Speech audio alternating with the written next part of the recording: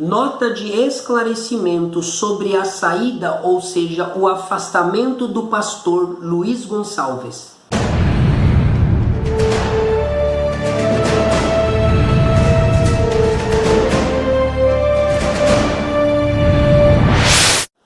Olá, querido irmão, seja bem-vindo ao canal João Pedro Torales, aqui a Bíblia Revela. Querido irmão, seja bem-vindo a este canal.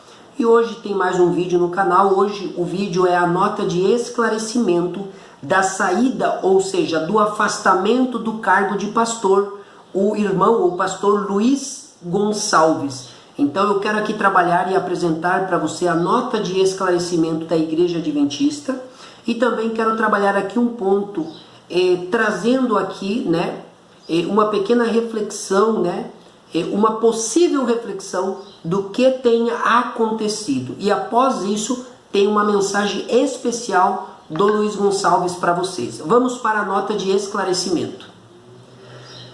A Igreja Adventista do Sétimo Dia esclarece que Luiz Gonçalves deixou suas atividades ministeriais. A saída acontece por questões pessoais que o impedem de seguir como pastor. A partir disso foram adotados todos os procedimentos baseados na Bíblia e de acordo com o que está previsto nos regulamentos da denominação. Desde então ele foi afastado de todas as suas funções ministeriais. Os compromissos oficiais agendados também foram cancelados. Durante o concílio quinquenal da Igreja Adventista para 8 países da América do Sul, que ocorre a partir desta quinta-feira, dia 4, será nomeado um novo diretor para a área de evangelismo. Ele também deixa a Novo Tempo e o programa Arena do Futuro. Em breve será definido um novo apresentador. Esta é a nota da Igreja Adventista do Sétimo Dia. Queridos, é uma nota que nos deixa triste. Por quê? O pastor Luiz Gonçalves é um dos pastores, ou o pastor, que mais tem influência como pregador em toda a América Latina, não só no Brasil. Vocês não têm ideia de como o pastor Luiz Gonçalves, tinha um ministério forte fora do Brasil. E a quantidade de batismo que o pastor Luiz Gonçalves, usado por Deus, trazia, a conversão que através do ministério dele acontecia era grandioso. Não vejo e não vi nenhum pastor que tenha tantos batismos como Luiz Gonçalves. Nem Ivan Saraiva, nenhum deles chega perto. Muitas pessoas pensam, parece que o pastor Luiz Gonçalves não é tão famoso no mundo da Novo Tempo, na mídia. Mas, vos digo, o pastor Luiz Gonçalves era muito forte na questão de conversão, batismos, quase que imbatível por outro pastor. Claro que nós sabemos que a obra é do Espírito Santo, mas agora estou me referindo à pessoa. Então não estamos falando de qualquer pessoa, estamos falando de alguém que tem um trabalho grandioso, alguém que Deus usou muito. Ah, João Pedro, mas agora aconteceu alguma coisa grave que ele foi afastado. Quero dizer aqui de forma primária, nada, do que você fez no tempo presente vai apagar as tuas boas obras do passado, certo? Embora o tempo presente é muito importante, mas a minha forma de expressão é que nós não podemos ignorar o que foi feito no passado. Uma história não é construída do último momento. Uma história é construída de todos os momentos de uma vida inteira. O pastor Luiz Gonçalves é um pastor que agora não é mais pastor adventista. Foi afastado. Estamos muito tristes com essa nota, E aconteceu um problema aí grave, Eu não vou entrar em detalhes, mas eu quero aqui apresentar uma posição aqui de alguns pontos aqui que aconteceu, de forma aí para vocês entenderem o que aconteceu, Mas vamos lá, eu vou apresentar aqui, mas eu quero deixar claro que vamos orar pelo pastor Luiz Gonçalves. Vamos dobrar nossos joelhos. Quantas vezes ele dobrou o joelho orando por toda a igreja?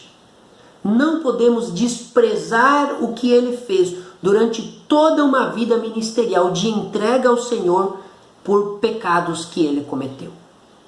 Eu sou pecador. Você também é pecador. Quem não tem pecado, que atire a primeira pedra. Mas vamos aqui ler aqui o que aconteceu, né? Pelo menos uma suposição aqui do que aconteceu. Eu quero aqui clarear com vocês. Vamos ler. Era uma vez um pastor adventista, né? Evangelista, que era casado e tinha 2 filhas. Um belo dia este lindo casal se separou. Motivo alegado, a esposa voltou com o ex da adolescência. O pastor entrou em um novo relacionamento e casou-se pela 2ª vez. Manteve seu emprego de pastor. A esposa, agora ex, foi muito criticada por ter traído um servo de Deus que passava tanto tempo longe da família, já que estava pregando o evangelho em toda a América Latina. Anos mais tarde, a ex-mulher criticada entrega à divisão sul-americana evidências de que a primeira traição foi desse pastor. As provas indicam que o pastor teve um caso com uma funcionária da divisão sul-americana.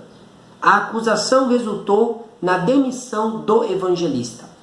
A redação não conseguiu contato com os envolvidos por confirmar a informação. Ok.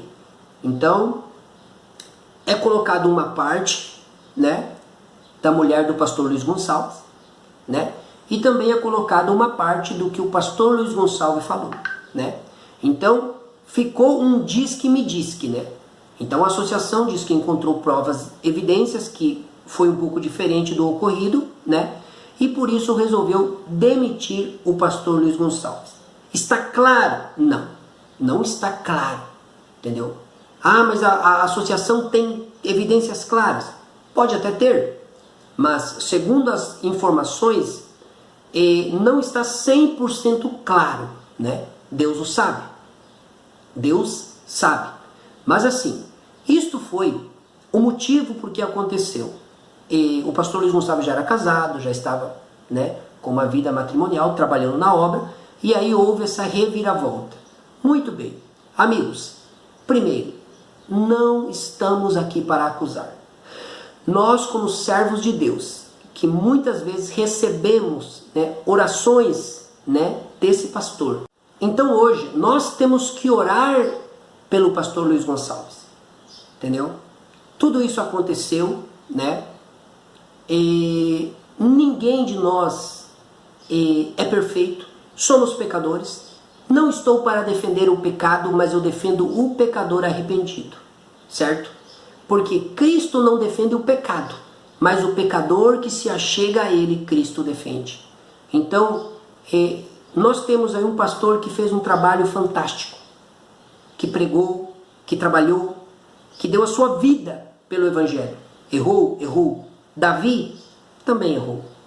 Davi era um homem segundo o coração de Deus, e Davi pecou.